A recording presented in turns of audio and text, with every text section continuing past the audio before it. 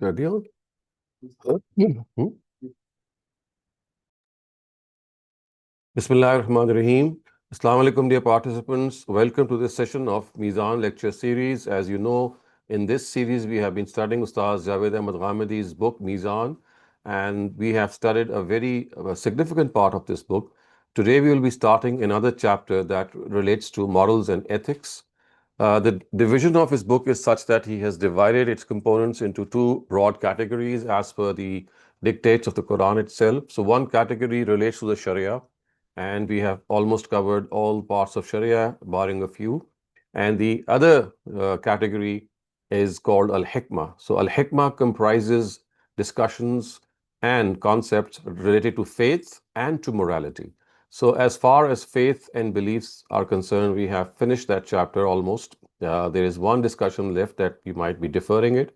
And today we'll be starting with another chapter, which is the second component of Al-Hikmah, and it is called Morals and Morality. So we will be dealing with ethics and morals, and this is something which is most important to all people who might be listening or tuning in now, because it is for this very purpose that the Almighty has given us worship rituals. He has made us upright individuals so that we can believe in one God and be held answerable to Him. So, in short, after faith, we can say that the second most important requirement of religion is purification of morals. So, this actually means that a person should cleanse his attitude towards both his creator and towards his fellow human beings. All the Sharia is its corollary. So, the Sharia is basically a corollary of morality. It only signifies a particular part of it, it categorizes it, it fixes certain boundaries. Otherwise, it is a corollary of morals and morality. The Sharia itself is a corollary. So, with the change of and evolution of societies and civilizations, the Sharia has kept on changing. And that is why we find this evolution of Sharia in divine books. But as far as faith and righteous deeds are concerned, which are the foundations of religion, they have not undergone a single change. The Quran is absolutely clear that any person who brings forth these two things before the Almighty on the day of judgment will be blessed with paradise, which shall be his eternal abode. So the Quranic words are, I'm just going to read the translation, and he who comes before him as a believer, having done righteous deeds, exalted ranks are for such people, evergreen gardens beneath which streams flow, and they shall abide therein forever. This shall be the reward of those who purify themselves. So clearly we can see that it is doing these righteous deeds which is termed as sound moral behavior. The words are Zalika jaza'u man tazakka. And we can also understand that the Prophet himself is reported to have said that Bu'istu li'utammima maqarim al-akhlaq or li'utammima salih al-akhlaq. Innama bu'istu li'utammima salih al-akhlaq, which means that I have been sent to you to achieve the culmination of high morality. And we also know that he is reported to have said that the best among you are those who are morally sound. Now, this is something that has to really open our eyes, because in the eyes of the Prophet, of course, that is something that he is reflecting the teachings of the Almighty, that the best among you who are morally sound, who are of high and character and integrity. In fact, on one occasion, he has said that these people are very dear to me. And on the day of judgment, it will be high moral behavior which will carry most weight in the scales of a person. It will carry the most weight. And he is also reported to have said that a believer achieves the same rank through high moral behavior as can be achieved through fasts and the night prayers. So you can see that how important this moral behavior is and how important it is to conform to a certain character. Unfortunately, today we find ourselves to be ritual centric, and the reason for this is that religion has become the name of nothing but certain worship rituals. And the importance which morality has, the importance which these worship rituals actually have, because they are not an end in themselves, they are a means to an end. And that end is to be a good person, to be a morally sound person. And that is why it is perhaps one of the most important and yet the most neglected topic in our Muslim Ummah. So we start off this chapter after this brief introduction by actually relating some basic issues which Ustaz has related in his book. And the first thing that he has related and said with considerable detail is actually titled through a Quranic verse or a set of Quranic verses. In particular, these are verses from Surah Shams, the 91st Surah of the Quran. It says, and the soul bears witness, and the perfection given to it, then God inspired it with its evil and its good, that he succeeded who purified it, and he failed who corrupted it. So, what is the means through which a person can know what good and evil is? This is the most fundamental question of moral philosophy. And actually, these verses answer this question. The Almighty has made it clear that the awareness of good and evil is found innately in a person. So, just as a person has eyes to see and ears to hear, similarly, he also has blessed him with the faculty which distinguishes good from evil. A person is not mere body and intellect, he is also a moral existence, a moral being, which means that the ability to distinguish good from evil and the appreciation that good is good and evil is evil is innately ordained in human beings. They have this awareness by birth. And precisely this is something that is alluded to in the Quran at some instances. For example, on one occasion it is said, Inna hadaynahu sabila, that we inspired him with, with the good and the evil. And of course, that means that is something that a person already knows. And then it says that we hadaynahu najdain, have we not shown him both ways or both paths? So, in other words, the appreciation of good and evil is a universal reality. And when the most evil of persons, this is a barometer, something that we can really judge through, that when the most evil of persons does something wrong, he tries to hide it in the first phase. And as we know from the Torah, of course, and from Bible history, that when Adam's son Cain tried to hide the body of his brother Abel, after killing him, it was because he knew that he had done a grave sin. Same is the case with good. A person loves what is good and respects and reveres it. When human beings establish a society, they always set up a system of justice in it. This is an ample testimony to the innate ability to distinguish between good and evil. Otherwise, no courts of justice, no system of justice could have been invented and imposed in a society. And yes, at times a person may justify a sin he commits. However, at the very time he invents excuses for this justification, he very well knows that he is inventing these excuses against his nature. Now, the reason for this is that if someone else commits the same sin against him, he regards it to be an evil without any hesitation and vehemently, in fact, protests against that person. So, this clearly shows that he knows what right and wrong are. And also, the Prophet is reported to have said on one occasion that virtue is professing high morals, and sin is which pricks your heart, ma haka fi sadrik, and you would not like others to come to know about it.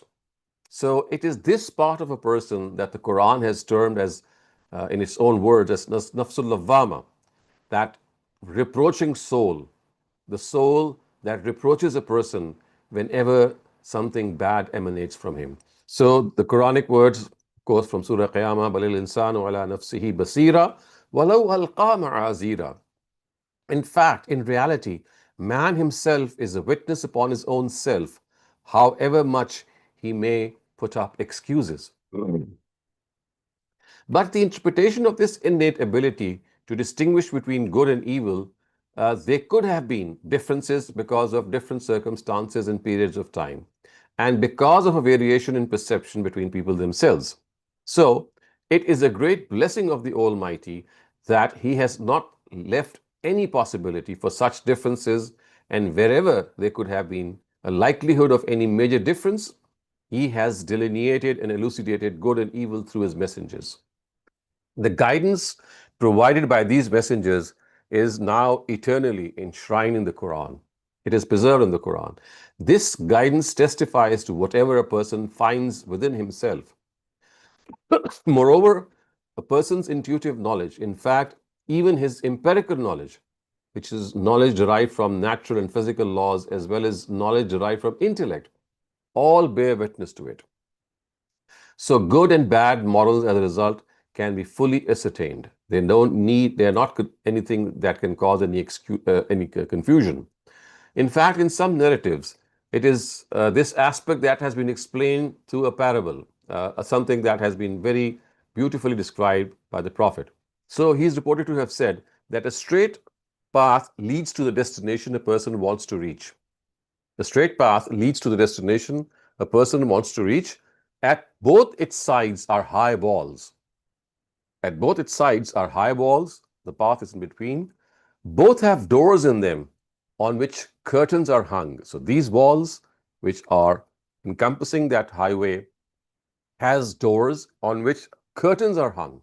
At the end of the path, there is a caller calling out to enter and to walk straight.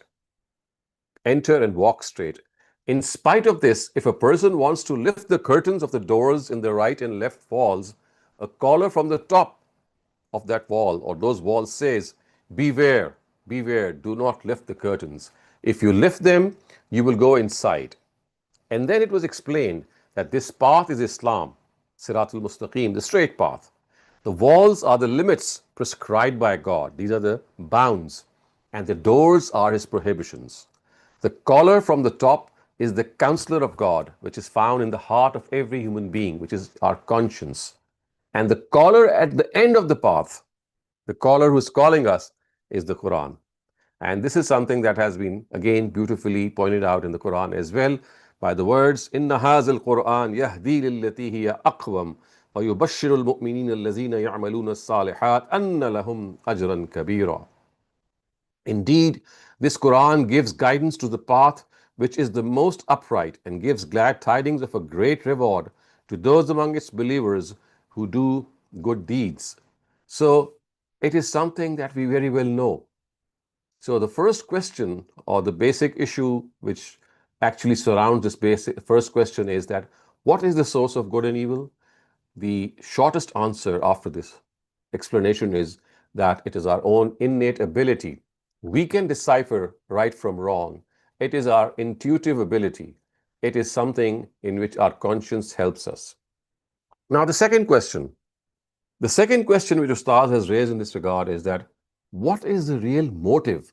What is the real motive which impels a person to purify his morals? Why does he get motivated to become a person of high integrity?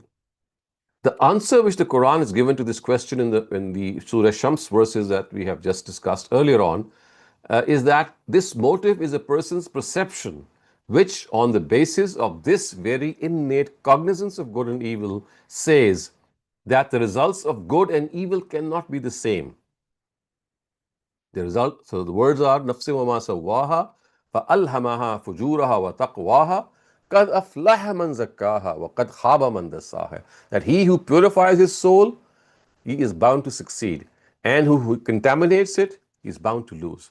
So a person feels that the very existence of the perception of good being good and evil being evil entails that the result of good should be good and the result of evil should be evil. It becomes evident from this that a person will not be left unaccountable for his deeds, because in this world we find that good is not always rewarded and evil is not always punished. So there has to be some accountability. So human beings will definitely be rewarded or punished as a result of their deeds.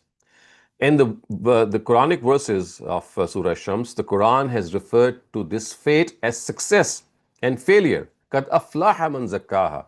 He who purifies himself succeeds. And he who does not, kad khaba man dassaha. He who fails, who corrupts it. So the result of this is that the feelings of fear and hope arise in a person and become a source and motivation for him to cleanse his morals, even though his natural inclinations oppose this.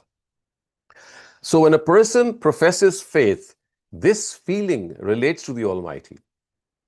This feeling relates to the Almighty.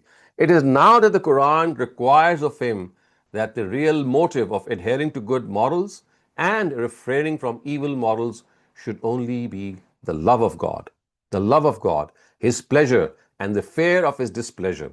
The God who knows the unseen, who knows the secrets and is fully aware of every movement that goes on in this world, as well as the slightest of change that takes place in the minds of people and their hearts.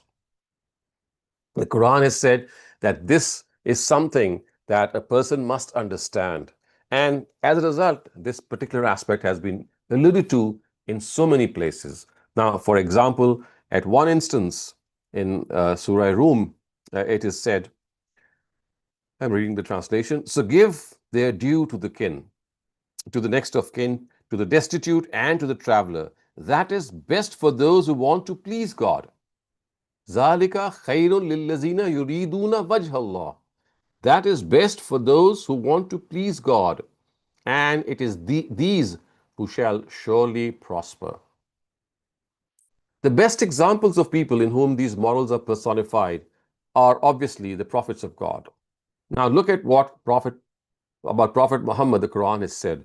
So on one occasion it is said, الذي يؤتي ماله يتزكى وما لأحد عنده من نعمة تجزى إلا ابتغاء وجه ربه الأعلى. Who spends his wealth to purify his soul and does not confer favors on anyone for recompense, but only to seek the countenance of his Lord Most High. So, such is the purity of the Prophet's venture and endeavor to spend in the way of God, to help people. He does not do this for any recompense. It's not that anyone should reward him for this. His only motivation is to seek the countenance of God. His Lord Most High. It is only to seek His countenance that the Prophet used to do this. So, it is generally accepted that the foundation of good deeds is good intention. The Prophet has also referred to this fact by saying these sublime words, which almost every Muslim child is known to have been learning it by heart, innamal a'malu bin niyat, which means that the deeds of a person are based on his intentions. Now, this motive cleanses a person's intentions completely. None of his deeds after this is for show and pretense. And if it is, then soon or late he will try to cleanse it of such filth. Because his intention and his motivation for this is purely to seek God's countenance. And the most effective explanation of this directive also is something that we find in the words of the Prophet as reported by a companion, Abu Huraira. So he narrates from the Prophet that on the day of judgment, the foremost among people whose fate shall be decided would be scholars of the Quran, or those who had been killed in jihad, or those who had been blessed with wealth by the Almighty. They shall be brought over, and the Almighty will remind them of His favors. They will acknowledge these favors. The Almighty will then inquire from them, what did you do in benefiting from them? So, what did you do? What was your purpose? The scholar will reply, I was educated, and then I educated others, and recited the Quran before other people to call them towards you. The soldier will say, I fought in your way, and I was killed. The rich will say, I spent on every occasion on which you are pleased and on spending. Now look what the Almighty said in reply. All of this was done by you so that people should call you a scholar or a brave person or a generous person, respectively, to all these three people. And so you have been called so in this world. And then it shall be ordered, and they shall be dragged faceward into hell. So, in other words, any other intention than to please God in doing good deeds is going to really wreak havoc. It's going to take a person facewards. He will be dragged facewards towards hell. If he was a scholar and his intention was to be called a scholar, then of course that is something that he achieved in the world. So he will have nothing in the next world. Similar is the case of a person who fought for God and a person who was rich and he spent to show off or had other motives. So this is the second most important question that Ustaz has answered, that the real motivation in doing good deeds is to please God.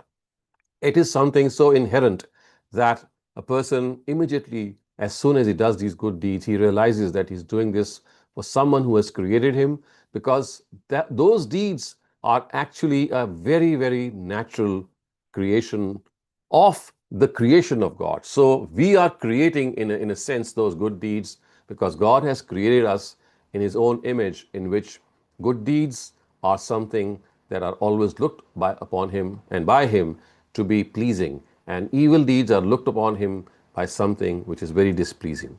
So remember these basic questions that we are studying. The first question being that the source of good and evil is not something that we come to know from our society or from our elders or from the book of God. No, that's not what we have just discussed.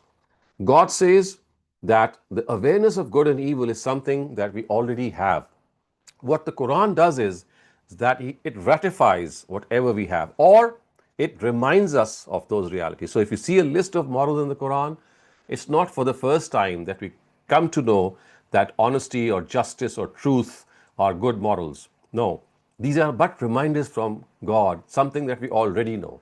So the first question was answered by saying that the awareness of good and evil is innate, it is intuitive, it is found by birth in every human being, not Muslims, every human being. And the second question, that the motive of every good deed is God Himself. Now, Ustaz raises a third question, and this relates to moral philosophy. And this is a question that has been asked by scholars and by philosophers since time immemorial. And the question is, what is the objective of this effort? Now, scholars have different answers to this question. So one group thinks that the objective of doing good is happiness. Another group is of the opinion that it is perfection. Still another group says it to be an obligation for the sake of it. But the Quranic verses that we have just seen from Surah Shams, فَأَلْهَمَهَا فُجُورَهَا وَتَقْوَاهَا قَدْ أَفْلَحَ مَنْ زَكَّاهَا وَقَدْ خَابَ مَنْ دَسَّاهَا. They clearly say that this objective is purification, as a result of which human beings will be bestowed with God's eternal kingdom. So the purpose of good morals, the purpose of this effort to become a good person himself and innately, is purification, is tazkiyah in the eyes of the Quran. It will be because of this tazkiyah, this purification, that human beings will be bestowed with God's eternal kingdom. So if we reflect a little bit more, we will come to know that the answer of the Quran automatically encompasses all the viewpoints of these scholars. So whether it's happiness, whether it's perfection, whether it's for the sake of it, I mean, it's just a way of putting these things. Otherwise, it is through purification of faith and deeds that a person achieves happiness. He achieves perfection. And through this, if ever an obligation is discharged without any greed, then there cannot be any other way. So it is this state of the soul which the Quran calls the contented soul, and gives such a soul the glad tidings of being the recipient of the pleasure of God, and vice versa. And the Quranic words, of course, once again, very sublime words. يا أيتها النفس المطمئنة ارجعي إلى ربك راضية مرضية فادخلي في عبادي وادخلي جنتي. O you whose heart remained content with his Lord in times of comfort and distress, return unto your Lord, such that He is pleased with you and you are pleased with Him. Return and enter among my servants and enter my paradise.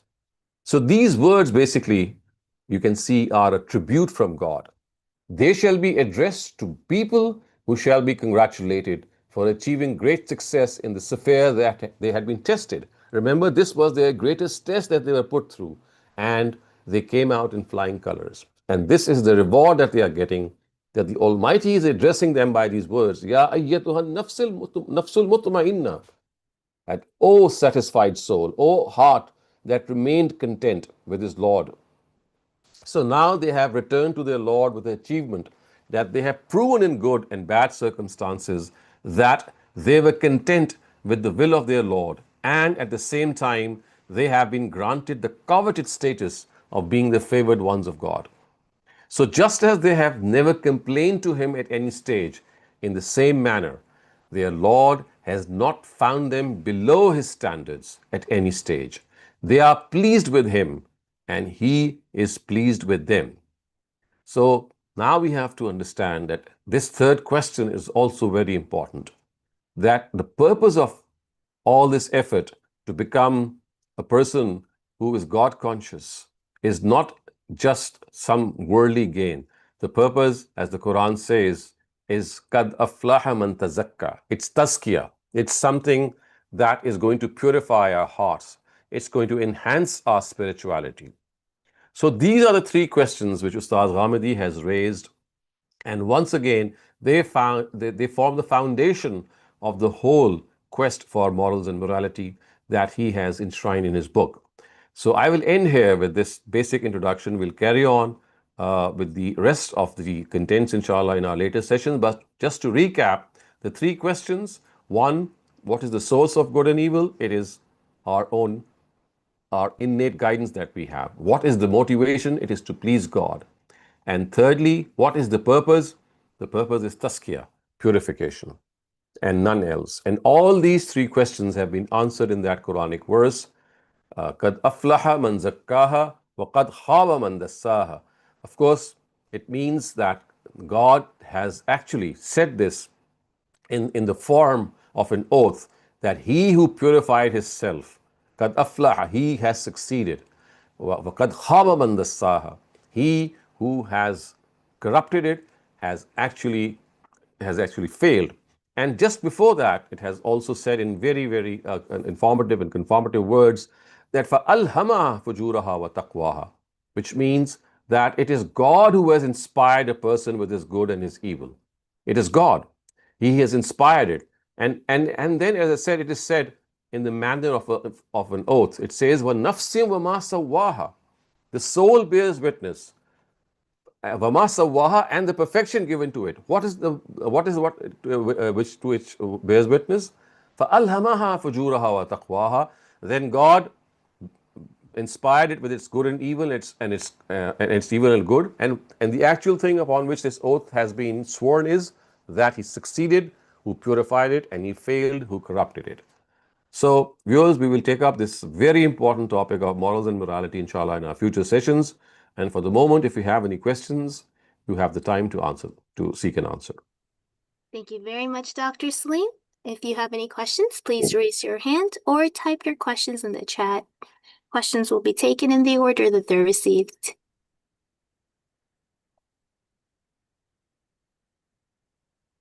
We're waiting for questions. I think everything was so beautifully explained. People are taking in a moment to digest.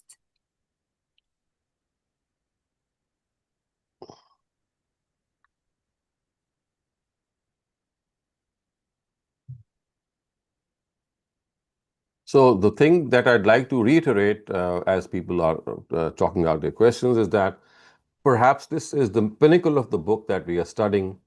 And although it has been set out as a part of the hikmah category of the contents of religion, which of course comprises faith as well, but this is the pinnacle in the sense that it is being a good person, being a person who is upright, being a person who is God conscious. That should be our objective. This is the tazkiyah, self-purification, enhancement of our spirituality, which the Quran speaks of, and which sadly, we are lacking.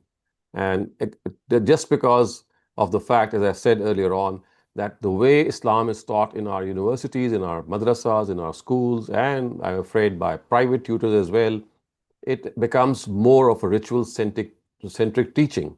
And all the stress is to teach the worship rituals and the way people should go about observing them. Of course, they are very important in themselves, but then they are not an end in themselves. They are not an objective in themselves. They are a means to an end. And that means is to become a good person, to become a good human being, to become a good Muslim. And unless we become a good human being, we can never become a good Muslim. So that therefore this chapter is to me it forms the pinnacle of the book.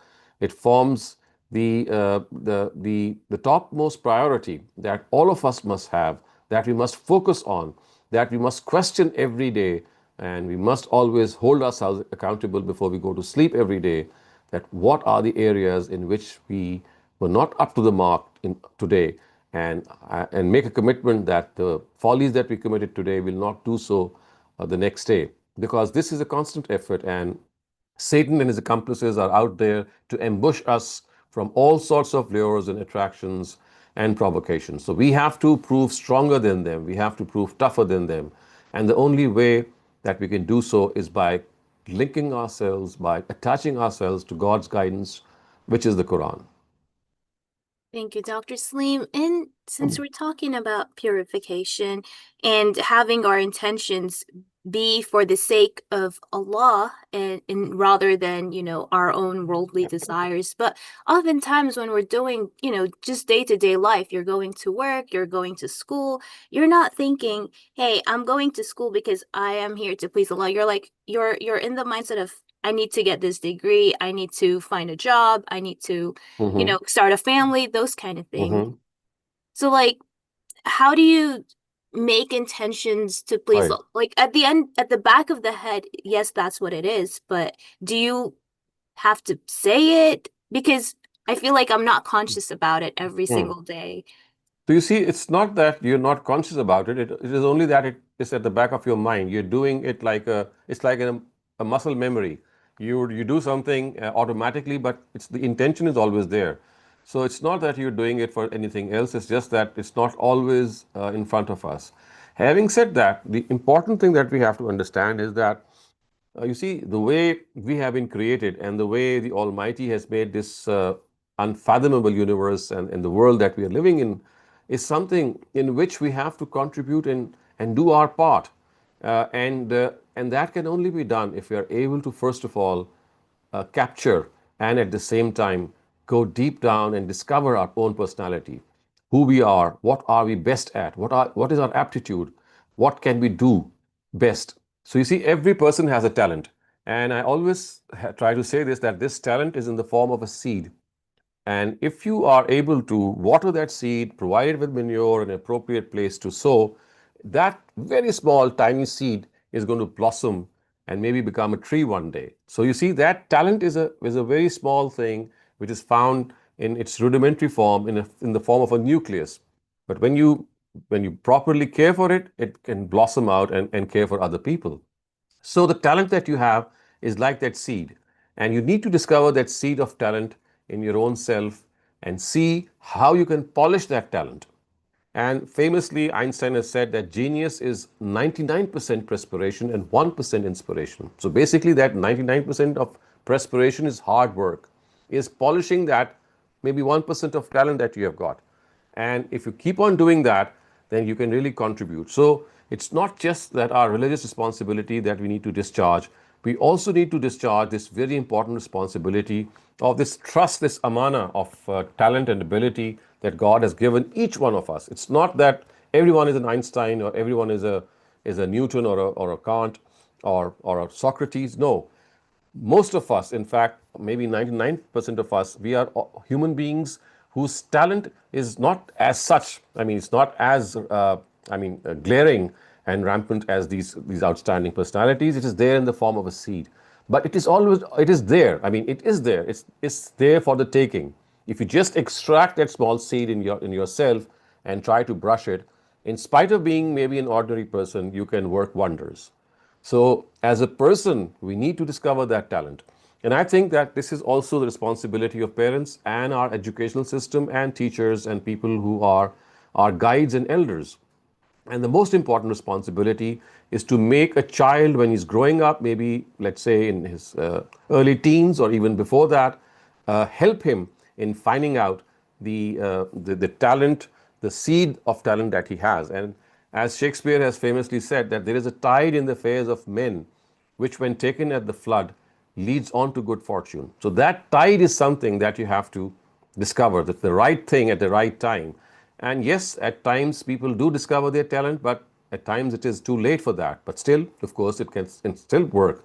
But the best thing would be that if the system that we are growing up in, our educational system, our parenting, they are geared towards finding out that basic talent, that basic aptitude of a person, and then facilitating that person in whatever talent he has. He could be a technician, he could be a painter, he could be a gardener, he could be an artist, he could be anything. But you see, the thing is that he has one pronounced talent which he just needs to set his eyes upon and then work hard. So I think this is also something very important that we miss out at times in our religious discussions, that besides being a God conscious person, besides being a person who is going to lead a life in which he is going to connect with God and connect with his fellow human beings, he's also going to be a person who's going to contribute through that raw talent that he possesses by birth. So essentially, you taking what you have, what God has given you, and then putting it out there to help others is a means of purification because It's you're working something that is always towards. going to help you in that purification, and it is something that is going to make you achieve in this world. And people are going to remember you, and it's going to contribute, of course. If the purpose is not, of course, to show off or any other, but to please God and to work for His people. Thank you very much, Dr. Saleem. We have a question that asks, why is the achievement of the eternal kingdom contingent upon purification of morals? Why did God choose this way of rewarding? This way also predisposes to bad fate. I mean, why is this particular modus operandi adopted by God, which is I quite think this is something that is so natural that we human beings do the same. Don't we link success to good behavior in this world? Don't we get link reward to achievement in this world, that when we do something good, people are rewarded with medals, people are rewarded with signs and so many things, the Victoria Cross and so many other things. Why? Because you see, whenever we do good things, what do? We overcome our weaknesses. We try to overcome our weaknesses and concentrate on the good things that we have. So we use our willpower for that. In other words, we earn that reward. So that is why, I mean, God has done it in such a natural way that it could not have been any other way. We ourselves do the same in this world, which shows that, I mean, it's so natural that this question should not even arise. What about like people born into very, very harsh poverty and like very remote places where they don't have such opportunities? Is So you God see, going to judge them based on what they do to their local correct. community?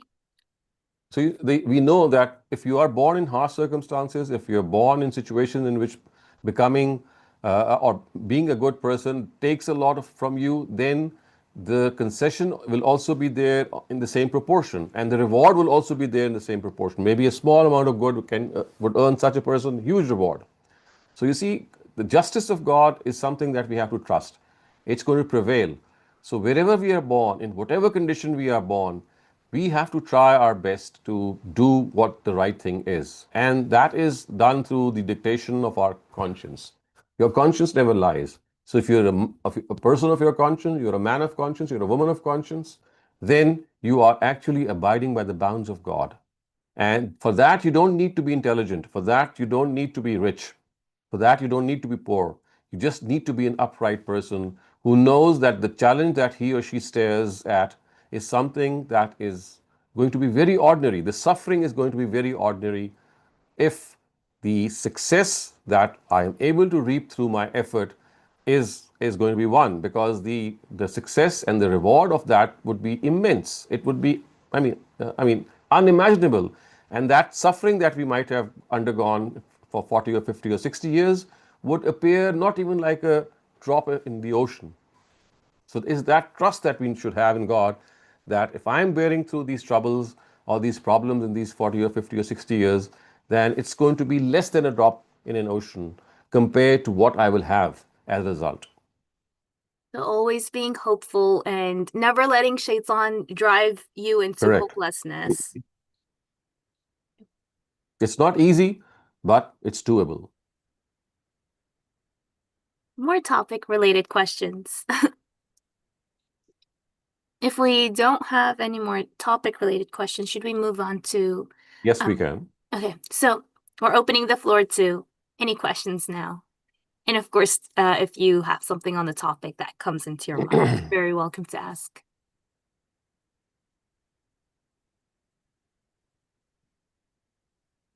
Adil Qureshi, please go ahead. So there is a common question that is asked by the women in my family that I don't have the answer to, which is that nails that they're growing, Mhm. um, is it fine if they keep on growing their nails and put a nail polish on them? Would their wazoo be acceptable, or they cannot do that? So these are two separate questions. To have long nails is something that has been discouraged and against good manners or good etiquette. The Almighty wants us to keep nails which are trimmed, both men and women. These trimmed nails themselves are part of hygiene, and they make us look like a person who's God conscious. So that is one thing, to have short nails. Now, whether women would like to put on a nail polish on those nails or not, that's another question. And yes, the answer to this question, of course, has been subject to a lot of opinions, but the opinion that I think, which is closer to the spirit of religion, because, of course, nail polishes never existed or did not exist in the times of the Prophet. So, again, we need to do a bit of research and ijtihad. So, to me, what appeals the most is that if a woman does wuzu and then puts on nail polish, and subsequently in later wuzus she can just have those I mean, she does not need to take off her nail polish. She can do the wuzu over the nail polish, of course, which is on her nails, so that should be fine. In the longer nails, if you make sure, take care of the hygiene and make sure there is no, Correct. no germs Yes. or So you anything see, stuck. this Yeah. could have been an alternative, that if you keep longer nails and you keep the hygiene part to be spick and span. But it does seem that it's not just mere hygiene. It is more than that, and it makes. I mean, if you have those long nails, it gives us that, because see, we have become used to long nails. We see them since we grow up. We don't have any repulsion towards them. But it seems that to God, it seems a sign of a, I'm not going to say a harsh word, but I mean, when you have the long nails and you have those scratching abilities, you could always have the conception of a person who can really, I mean, do something with those hands. So, I mean, I'm not giving any name. So it does seem that it's not mere hygiene; it's also the mere picture that emerges when you see elongated nails and the harm that they can cause. Great. Thank you, sir. Thank you, Dr. Saleem. On the topic of nails, because I love long nails, I do my nails really long. You know that Mhm. does is it like just makruh, or is there like more to it? I mean, you see, these are some of the etiquette which we have been taught. So just as we have been taught the etiquette to clean our body hair on certain parts, like under our armpits, near our private parts, similarly to cleanse our nose and to cleanse our mouth. So all these things, they are part of our etiquette. And as an etiquette, so being having our nails pared or keeping them trimmed is amongst that etiquette. So this is something that has been strongly prescribed actually in the Sunnah of the Prophet. I would not say it's like an obligation, but it's a very high recommendation that nails should be kept trimmed. Thank you for that, Dr. Saleem. Any more questions? We're kind of having a quiet day today. If not, we can also end the session early. Or if you have anything that you'd like to share or add on to I think from I've said enough for purification. I mean, I would not like to over purify something. Fair enough. Okay. So with that, thank you so much, Dr. Saleem. I think we are sort of short on questions. But I had a lot of fun learning about, the parts that you talked about in addition to our religious rituals, to focus on ourselves as beings and how we can bring forth to other people and use Right. ourselves to help others. that's often, and also intentions. I personally forget about those all the time because, Correct. like you said, it's like muscle memory. You wake up, you Yeah. do your cycle, you come back, sleep, and you Right. rinse and repeat the next day. So thank Right. you for those reminders, Dr. Saleem. I think they're much, much needed, and I really appreciate them. And I'm sure Mhm. everybody else does too. And with that, we'll see you all tomorrow in another session of Textual Study of the Quran. Until then, please take care. Thank you all so, so much. And thank you very much, Dr. Saleem. Salam alaikum.